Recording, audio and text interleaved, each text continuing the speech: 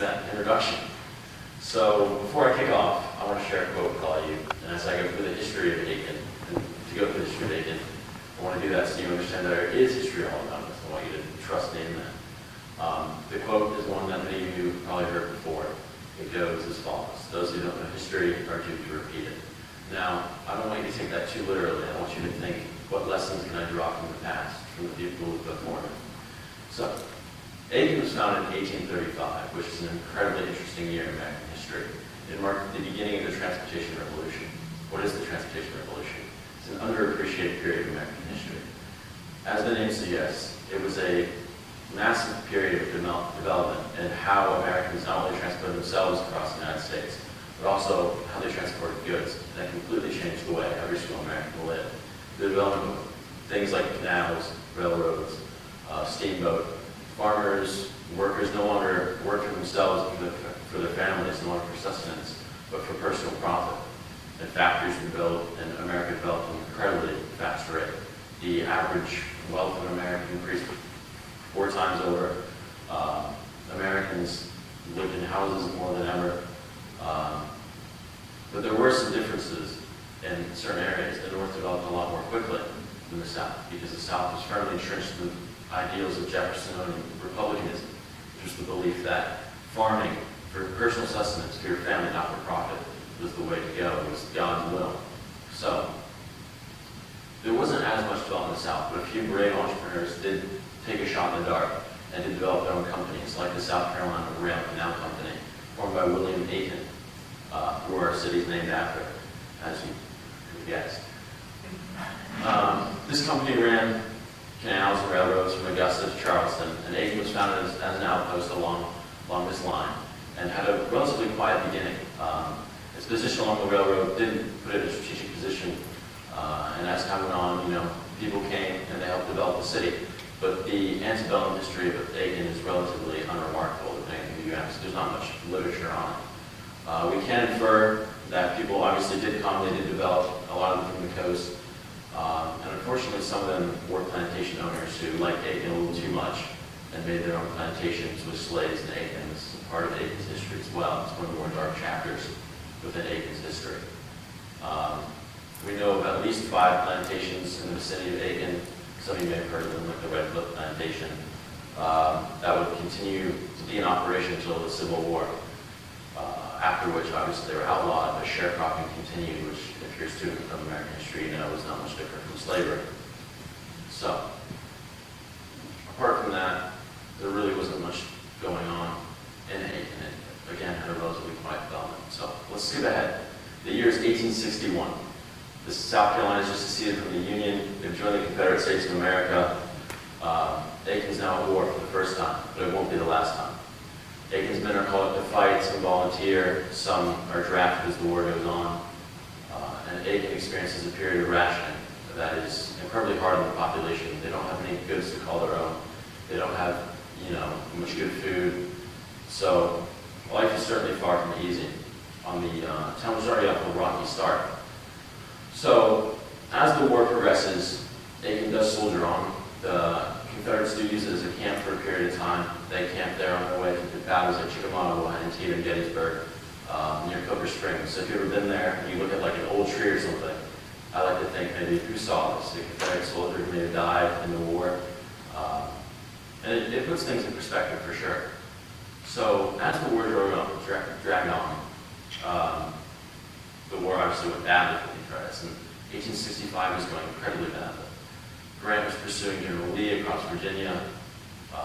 Sherman had marched through Georgia, raising every town in his path to the ground in his total war campaign, the first use of total war in American history. And he was now at the border of Aiken. And he had Aiken, which again was a railroad junction, in his sights as a target. And so in February 1865, he dispatched Union Cavalry General Kilpatrick against Aiken, facing General Wheeler. And Wheeler dispatched his forces right along Richland Avenue, just by St. John's. And on February 11th, they fought in an incredibly bloody battle, from what we understand.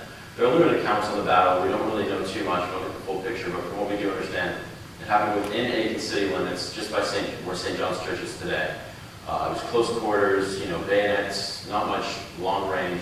And the civilian population of Aiken actually came under fire. We know that St. Thaddeus Church took a few rounds from cannonballs during the course of the fighting. And a lot of the, if you go down through downtown Aiken, you'll see on some of the buildings it says 1845 when they were built. A lot of those buildings actually came under fire themselves.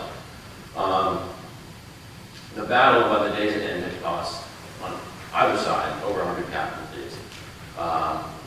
But it was a Confederate victory, and it forced the Union to retreat to Montmorency, back up the way they came, which spared Aiken from being destroyed, which allowed it to quickly grow and recover in the period of Reconstruction, unlike many other southern cities, which actually, funnily enough, made it the target for its next period of history, the Winter Colony, which I'm sure many of you know about, where, through the Industrial Revolution, hundreds of millionaires needed somewhere to go spend their money. So they came to Aiken, which had a temperate climate. It wasn't relatively cold, it wasn't really warm.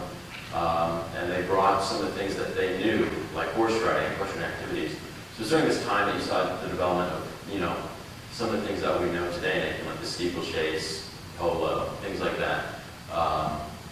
And you also saw a lot of philanthropic exercises coming. They made the old Aiken Hospital, a bunch of schools, an insane amount of schools, like the Vermont School for Women, St. Mary's, tons of them. And to facilitate the needs of the rich and their expensive taste, we also saw the development of things like the Wilcox Hotel, or the Palmetto Golf Club, the first golf club in America. So it was incredibly interesting, again, period in Aiken's history. Things were looking up, finally after that dark period of the Civil War. And, families like the Vanderbilts, the Bostwicks, all came to Aiken, spurring, a new period of prosperity. But there were a few obstacles along the way. For instance, in 1917, America was once again at war. Aiken's men were called up to fight. There was another period of rationing, and life was looking a little bit more dim. It was a lot more hard. Going to war is not easy, especially the modern war and as bloody as World War I was, because most of the American population following the war, they knew it wasn't, a cakewalk. Fortunately for Aiken, a lot of their men did come back. It wasn't as bloody as the Civil War, but it still had a lasting effect, and it wouldn't get much better because after there was the Spanish flu, which absolutely ravaged Aiken, not Aiken, America, but and South Carolina cities like Columbia, like Charleston. Aiken, fortunately, was spared. It was relatively sparsely populated, and if you ever drove around, central Aiken, and you look at the houses of the rich, you see they're all walled off. It's not like everyone's intermingling and getting each other sick. So we were fortunate in that regard. And after that, there was another period of prosperity, in the Roaring 20s. And that went on for a while, and a bunch of celebrities came, like Fred Astaire, and Aiken really had put itself on the map by that point because of these celebrities. But life would get incredibly hard in 1929. It wouldn't improve for a long time because 1929 marked the Great Depression. And a lot of Aiken's population outside the rich were farmers. And since 1915, the boll weevil had been ravaging their crops. Their income was already down, and the Great Depression just did them in. They really couldn't go anywhere. Fortunately, Aiken had a bit of a safety net through those philanthropic, things I mentioned earlier, like the hospital and the schools, and just had some infrastructure to catch them. But everyone suffered during that time. And Aiken had the glitz of America, but it didn't have the glamour anymore. It wasn't shining and bright. And life wouldn't improve for almost 2 decades. Because in 1941, the Japanese attacked Pearl Harbor, and for the third time, Aiken was at war.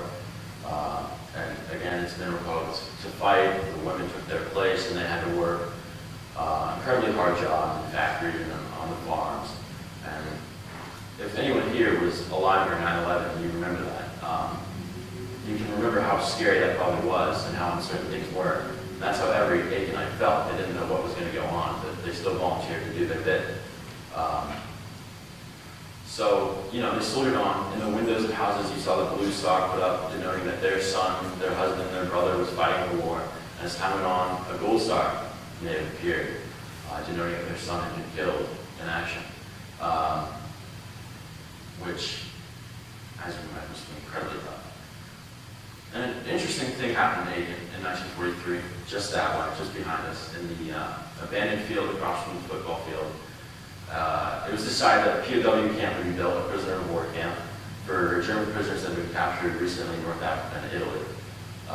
This camp was built in late 1943 and quickly had over 200 prisoners transferred from nearby camps in Jackson, up by Columbia, and Augusta.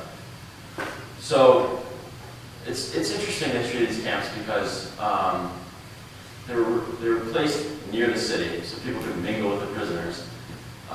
Despite them being the enemy, actually many made friends with them, and some actually came back to Aiken and lived here until they died. And the camps, the conditions in them were really good. The Geneva Conventions dictated that prisoners must live in the same conditions as the soldiers in which the army that captured them. So they lived in, barracks. They were able to have 3 meals a day. They could exercise, they did sports, they put on plays, etc., etc. But there were a few interesting things that happened in camp that kind of put the camp itself in the history books. For instance, in 1944, a prisoner came who had recently been captured in France. And if you don't know your World War II history, in 1944, obviously the war was going horribly for the Germans. They were definitely on the back, but they were losing. But of course, there's prisoners who had been captured before that point, in 1942, 1943, when the Germans were still winning the war. So, of course, they would have different views on Germany and how the war was going. They would clash. So, this is what happened. This prisoner came. He helped prison authorities. He denounced the Germans. He listened to jazz music, which was banned. And so, the diehards among the German prisoners who had been captured before 44 decided that they were going to kill him. And that's what they did. They executed him, strangled him, and then they hung him up from a flagpole to make it look like he killed himself. And that all happened like 300 yards back behind you. And then another interesting thing happened with a personal significance. A prisoner escaped during a work detail in the Chuck Woods and ran away and hid in the Aiken dump, which used to be in my backyard. Flatter, no. And he hid there, and he was found by the FBI and local authorities and sent away to a different camp. So why am I telling you all this? Some of it may have been dry. It's interesting to me, and I hope it's interesting to you. But what's the whole point? If you look at the history all around us, the whole point of my talk, and try and draw lessons from it, like the quote I gave you, those who don't know history are doomed to repeat it, you can learn so many things, countless things. So what I want you guys to do when you're going home and you're looking around on your way home through Aiken, think, who before me was here? What did they see? What did they think? What did they want? What were their passions? And what lessons can you draw from that? Personally, I do that all the time. If I'm having a bad day, I think, for instance, a personal hero of mine, Winston Churchill, I think, if he could have, braved through the war, lived through a bunker, led his people, why can't I take this test? Why can't I go home and, face whatever demons I'm facing? So, yeah, just try and look back and see what you can pull from the past and how it can help you in the future, because history is truly all around us. Thank you.